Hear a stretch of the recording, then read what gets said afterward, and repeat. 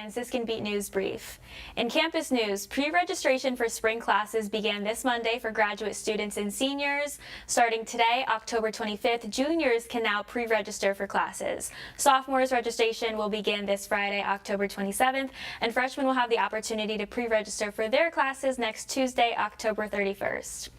A much-needed fall break at Franciscan University begins this Saturday, October 28th, running through Wednesday, November 1st. Classes picking up again next Thursday, November 2nd. In local news, spooky season kicked off last Sunday at Beatty Park in Steubenville with their annual Halloween trick-or-treat event. The Steubenville Fire Department, along with the Park and Recreation's friends and family, were there to hand out candy to the little ones. Their next big event happening at Beatty Park in Steubenville will be occurring on December 2nd, this event being Christmas in the Park from noon to 5 p.m. Making national headlines after 22 days and 4 House Republican Speaker nominees, the Louisiana GOP Representative Mike Johnson was elected House Speaker. He did not lose a single GOP vote in securing the speakership in the 220 to 209 tally. After 3 weeks of Republican infighting, the staunch conservative who played a key role in unsuccessful legal efforts to overturn the results of the 2020 election was elected to the top post. The new speaker faces a series of legislative issues, but the mid-November deadline of keeping the government funded is his top priority. In a letter to his colleagues, Johnson proposed advancing a temporary spending measure until either January 15th or April 15th. Prior to joining Congress, Johnson worked as a lawyer and was the senior spokesman for the conservative Christian legal advocacy group, Alliance Defending Freedom.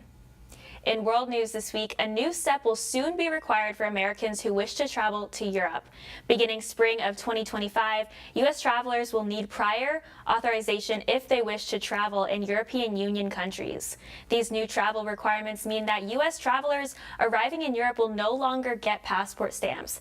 Instead, their faces and their fingerprints will be scanned and logged into a digital registration system. Officials say these changes should result in shorter waits at entry points and overall more efficient process.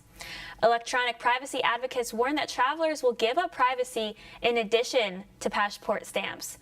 Face and fingerprint data will be stored in databases maintained by other governments. The changes, which have been delayed numerous times, are a part of a global movement towards biometric screening at border crossings.